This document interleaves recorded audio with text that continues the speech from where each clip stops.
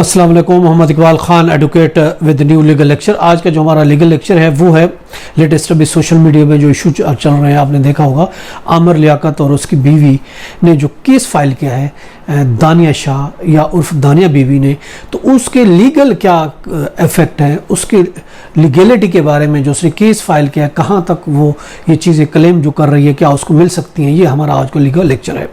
Legal aspect उसके हम देखते हैं। जैसा कि सोशल मीडिया के ज़रिए आप पहले से आगाह है कि आमिर लियाकत ने बहावलपुर की दानिया बीवी से 5/1/2022 को शादी की थी और अब वो ख़त्म होने को है।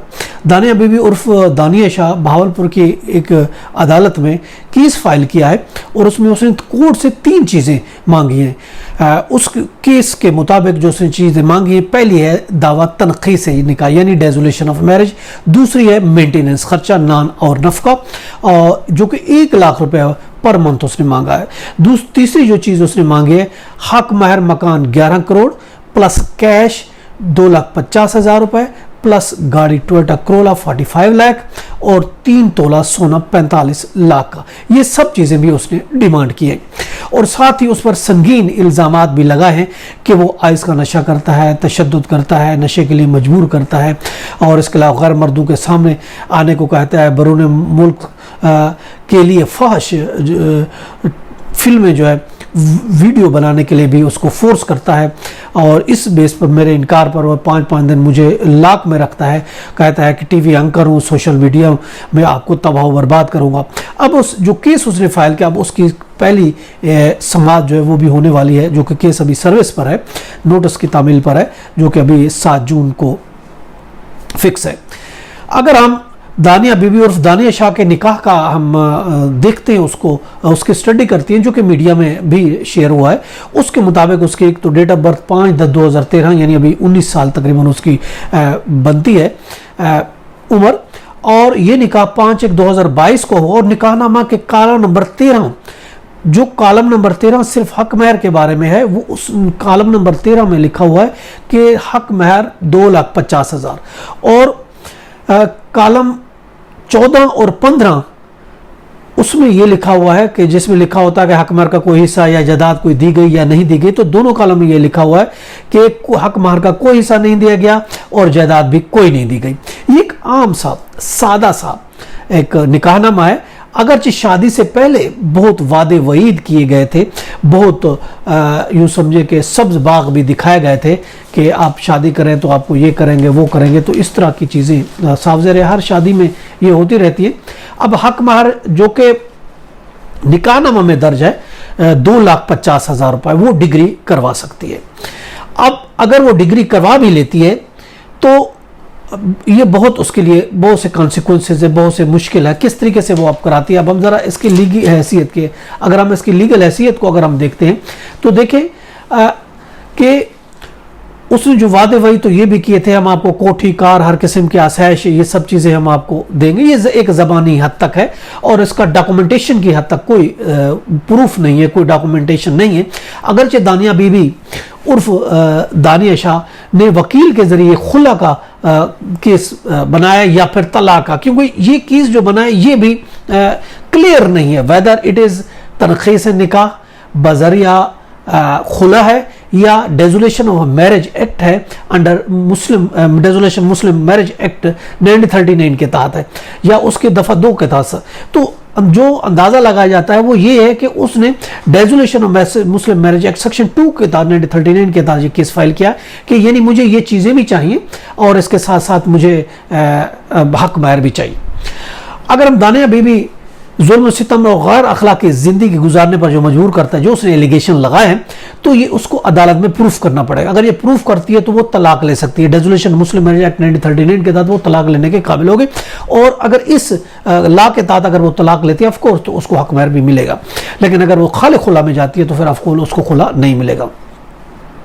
मगर अगर वो चाहती मुझे डिवोर्स हो और मैं सेक्शन 2 जो एलिगेशन उन्हें संगीन लगा उसको प्रूफ करना पड़ा, और प्रूफ करना इतना आसान नहीं होता और उसको हर हालत में वो जो अनफ प्रूफ होता है वो उसी प्लेंटिफ होगा, उसको प्रूफ करना पड़ेगा कि ये वाकई मुझे गैर अखलाकी ज़िंदगी गुजारने पर मजबूर करता था। तब उस सूरत में वो हक महर लेने के काबिल होगी, अदरवाइज नहीं होगी। अब अगर हम स्टडी करते हैं, हक महर देके लिखा गया 2,50,000, जो ये कंसिडर्ड 2,50,000 होगा। बाकी जो चीज़ें जो उन्होंने एक्स्ट्रा क्लेम की हैं, मकान, जेवरात, गाड़ी वगैरह, ये हक महर से इसका कोई ताल्लुक नहीं, चूंकि ये निकाहनामा में मौजूद नहीं है, इसलिए कोर्ट इसको इंटरटेन नहीं करेगी। और अगर ये प्रूफ कर लेती है तो ऑफकोर्स इसको ज़्यादा से ज़्यादा 2.5 लाख रुपया मिलेगा, इसके अलावा और कुछ भी नहीं मिलेगा। अब अगर हम बात करते हैं, देखें फैमिली कोड एक्ट के सेक्शन 10 उसके सब सेक्शन 5 और 6 जो पंजाब के अमेंडमेंट है, उसमें यह अमेंडमेंट की गई थी कि अगर लड़की खुला भी लेती है तो उसको जो 75% जो डफर्ड जो प्रॉम्प्ट जो मुअज्जल प्रॉम्प्ट हक महर है वो उसको मिलेगा। और अगर वो अनपेड है या फिर जिसको हम डफर्ड करते हैं, डफर्ड है, तो उसका 50% उसको दिलाते थे। जो अमेंडमेंट थी सिर्फ पंजाब के तक, जबकि सिंध में ऐसी कोई अमेंडमेंट नहीं है।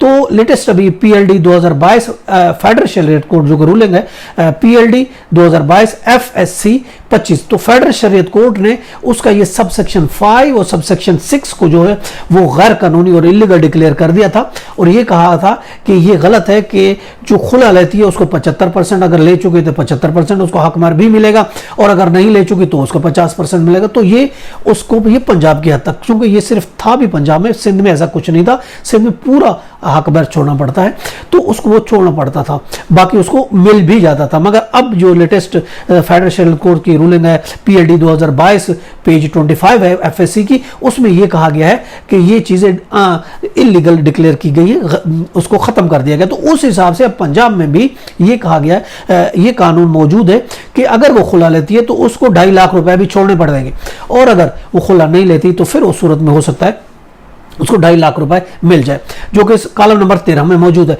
तो सिर्फ और सिर्फ चूंकि हक महर वही तस्वर की जाएगी जो कॉलम नंबर 13 में है, 2.5 लाख रुपया, और वही वो ले सकते हैं। बकाया जो गाड़ी, सोना, मकान हक महर का क्लेम किया गया ये गलत है, चूंकि ये हक महर के कॉलम में नहीं है, ये निकाहनामे में नहीं है, इसलिए वो ये चीजें क्लेम नहीं कर सकती। ये एक मफरूजी चीज है, ये हकीकत से इसका कोई ताल्लुक नहीं, ना इस तरीके से वो मकान, गाड़ी, तो जेवरात वगैरह वो ले सकते हैं। तानिया बीबी के किस्से में ये भी एक सकम मौजूद है कि दावा तनख़ीह से निकाह बज़रिए खुला नहीं लिखा गया, और ना ये लिखा गया ये डेजुलेशन मुस्लिम मैरिज एक्ट सेक्शन 2 के 39 के तहत के ये तलाक ले लिए। बाहर अगर वो संगीन इल्जाम साबित करती है तो ऑफकोर्स वो हक महर ले सकती है। अगर हक महर ले भी लेती है तो ऑफकोर्स उसको 2.5 लाख रुपए उसके एग्जीक्यूशन में उसको कराची में जो है वो प्रिसेप्ट भेजना पड़ेगा, और कराची में आके रिकवरी करनी पड़ेगी। तो इसलिए ये बहुत ज़्यादा एग्जीक्यूशन भी उसके लिए इतनी आसान नहीं होगी। जहां तक मेंटेनेंस का ताल्लुक है, जो उसने 1 लाख रुपया मांगा है तो ये बहुत ज़्यादा है। आम हालात में जो खातून खुला या डिवोर्स लेती है तो उसको ये चीज़ें नहीं मिलती। देखिए ज़बानी इल्ज़ाम तो दोनों तरफ लगते रहते हैं, चूँकि ये एक हाईलाइट केसेस है, इसलिए दानिया बीबी के वकील ने यह कहा होगा कि हमें जो हर चीज़ क्लेम करनी चाहिए और इसको हाईलाइट करना चाहिए, तो इसलिए ये चीज़ें सब क्लेम कर दी गई हैं, लिख दी गई हैं। कानूनी नज़र से अगर हम देखते हैं तो ये एक आम सा और सादा सा केस है। खुला लेना हर बीवी का राइट बनता है, और वो ले सकती है, किसी भी वजह के बगैर भी ले सकती है, अगर उसको से नफरतें नहीं रहना चाहती। जहां तक संगीन इल्जामात का ताल्लुक है, इस केस पे इस बेस पर वो तलाक भी ले सकती है, मगर इन चीज़ों को उसको प्रूफ करना पड़ेगा, तब हक महर मिलेगी, अदरवाइज उसको खुला में हक महर छोड़ना पड़ेगी। ये था आज का लीगल लेक्चर, इसके साथ इजाज़त देकर फिर मिलेंगे। Have a nice day. अल्लाह हाफ़िज़।